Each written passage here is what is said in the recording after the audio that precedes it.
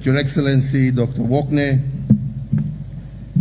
the Senator, Crystal Asige, the Deputy Ambassador of Japan, the Secretariat, all members of the IGAD Leadership Academy and this alumni network that is here, ladies and gentlemen. Let me say again, it's both an honor and a joy to be together with you today. At this moment, as we officially launch this alumni network. And why? And that is because today we celebrate not only the Academy's first 3 cohorts, but also the promise of a generation that will shape the destiny of our region and our continent now and into the future. Indeed, as I have looked at you today, I'm reminded of the many young, charismatic men and women who were not afraid to dream and act on their dreams in the early year of Kenya's independence as well as Africa's independence. People like Tom Mboya, who were ministers of government for planning the ages of 28, 29. Sure many of you here are older than that. Others like Ken Matiba, who were around 27 and they were permanent secretaries. They were shaping the country. They were shaping the continent at those ages. So when somebody tells you, you young people, tell them no. Us leaders of today, because that is what you are.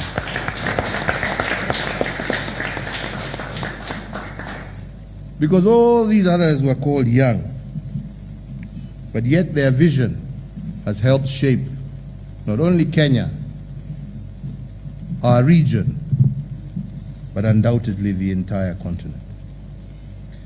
And I hope this encourages you never to stop dreaming, and most of all, to believe, as Crystal has told you, in yourselves, to pursue your dreams, because change only happens when one courageous person takes a step.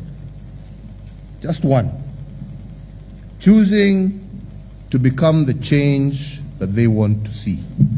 Not waiting for change, but that one person who is probably sitting in this room, who decides that yes, I want to be the change. I don't want to wait for somebody to tell me what to do. I want to be the change that I want to see. And that is the first step in leadership. Leadership, my friends, is not leadership, again, as we have heard, for power. Leadership is responsibility. Leadership is about responsibility, not the power and the trappings that are associated with it. All of us here, myself, Dr. Wokne, have held leadership roles, and we aspired to them. We didn't wait for them to be given to us. We went out to get them. We went out to get them. And one lesson I have learned in my journey is this: that if you truly want to get to the top of the ladder, the first thing you have to realize is that leadership is not about what title you hold. It is not about the title. I repeat again, leadership that is going to be trusted. It is leadership that knows and bears responsibility for its actions. Not by the power that you hold, but by the trust that is bestowed upon you by the people who you wish to lead. Power may look glamorous, but the true impact of your leadership qualities will be measured by the impact that you leave behind. My own journey through governance and diplomacy in many ways has taught me that legacy is built in moments of service. When you choose dialogue over division, when we prioritize the common good over personal gain, and when we plant the seeds of peace that future generations can harvest. True legacy is not about moments or accolades. It is about people. It is about the lives that are transformed because we dared to lead with integrity, with humility, and with vision. The Africa as seen today, the Africa we are today, is not the same Africa of yesterday. Across our continent, demands for transparency, accountability, citizen participation are increasing. Technology is reshaping how governments interact with their people. Most importantly, young voices are rising. Young voices that are energetic, innovative, and determined to break barriers. Your own presence here is evidence that the future of governance will be defined by you. We have always been told when the word young is used that you are leaders of tomorrow. But the truth of the matter is, if you continue believing you are the leaders of tomorrow, that tomorrow will never come. You are leaders of today.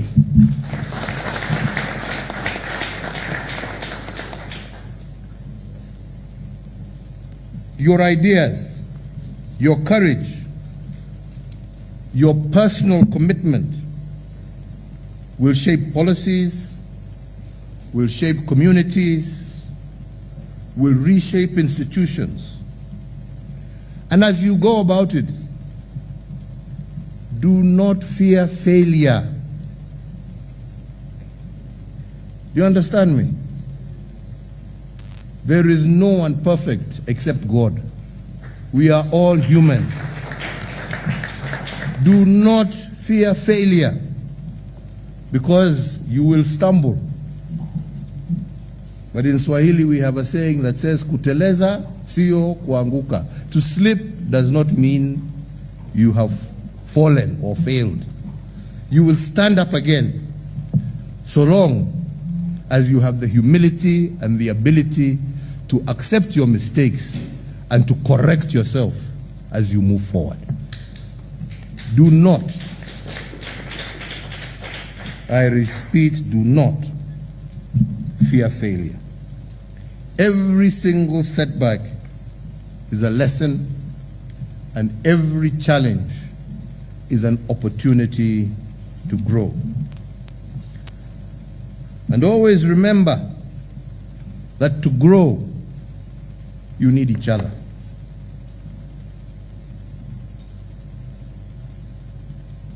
You want to grow alone? Yes, you may grow rapidly. But by leaving everybody behind, you will have achieved nothing. But if you grow and you carry others with you in your leadership process, you will be amazed by what you will be able to achieve. There is no point in you being at the pinnacle and you have left everybody else behind. You must grow together. And this is one of the principles that I truly appreciate of this particular organization of ours called IGAD. The fact that you come from many different parts of our region. Remember that you need one another. The problems of Ethiopia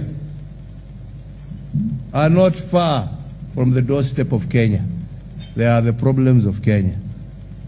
The problem of Sudan is not far from Ethiopia, from Somalia, from Djibouti, from Kenya. So it is your problem. The problems of Kenya are the problems of Uganda, of Eritrea. So you cannot think that you are a little island. And I want to thank that young man who talked about the importance of integration and his determination to pursue an integration agenda. The problems are the same. The challenges are the same. You talk to people across, and I've had that opportunity to talk to people across borders. What are they concerned about? They are concerned about health. They are concerned about the lack of opportunity. They are concerned about good infrastructure. They are concerned about education. They are concerned about poverty. They are concerned about war. These things belong to all of us, and we will not resolve them unless we hold each other's hands and we walk together as opposed to alone.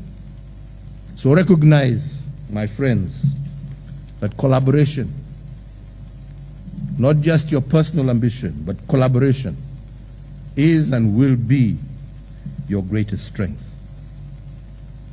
We also mentioned that in my years of mediation and diplomacy, I have also witnessed the power of dialogue to heal wounds and the strength of unity to overcome crisis.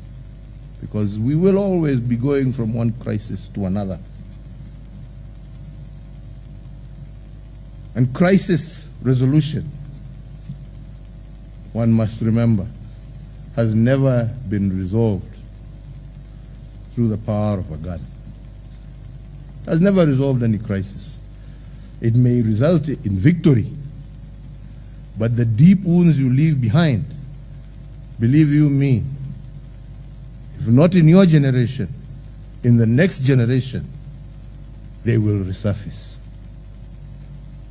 The power of diplomacy, the ability to be able to dialogue, to understand your brothers and sisters, to understand, as was stated here, their different cultures, to appreciate the diversity that exists amongst us. That there is no one here who is superior to the other. Our different cultures, our different religions. And as I always say, God put us here for a reason. He didn't put us here to kill each other. He put us here to work together and to take advantage of the bounty that He has given us. And yet, we stand amazed as the richest continent on the world is mired in poverty as we fight over which line and whose border this is or that is, or which community do I come from, or which religion am I, and yet at home you starve. How has that helped you? Let us enjoy and benefit from our diversity. Let us see the beauty in our respective origins, and let us use that as strength, not as a weapon of weakness and destruction. So therefore, my friends, as I've always said, regional integration must not be a dream. We must see it as a necessity for our economies, for our societies, and for our futures. Whether in trade, climate resilience, security, no nation can stand alone. We must walk together hand in hand, not in fear of each other, but with courage and trust and confidence in each other. Our region, IGAD, as I have said, with its diversity and dynamism, has the potential to be a beacon of cooperation for the entire continent. So this gathering that we have here, to me, is more than just a gathering. I believe it is a movement. I was very happy to hear the young man who stood here, I don't know where he is, who said that when they saw what was happening in Sudan, called upon you and you got together and you decided you must do something. Well done. Hongera, pongezi. Yeah? About the situation in Sudan. I think that is wonderful. So you should see yourselves, like I'm saying, as a movement of young leaders committed to collaboration and practical initiatives that will shape the governance of our continent, Africa, for generations to come. So as you build your careers, be it in government, be it diplomatic service, civil society, development programs, private sector, again, I want to repeat, remember always that leadership is not about what position you shall hold, it is about purpose. And let your purpose always be to uplift your brothers and sisters, to unite your brothers and sisters, and to transform this great continent and region of ours. And from this vantage point, I am indeed confident that the future of governance in Africa is not a distant horizon. I can see it here. It is in this room. It is in each and every one of you. And I have no doubt that when history looks back, it will indeed say that this was a generation that dared to lead, and in doing so, changed the destiny of this continent. And I repeat again, if you're waiting to be given leadership positions, you will wait until you have gray thinning hair like me and you will have done nothing. Leadership is now, and take it with both hands and feet, yeah, and take it with vigor and with confidence, because that is the only way you will change this continent for the better. May God bless you, and I look forward, so long as the heavyweight boxer invites me, to continue having an opportunity to engage with you at any time, any day. Tuendelee, and God bless you all. Asante sana.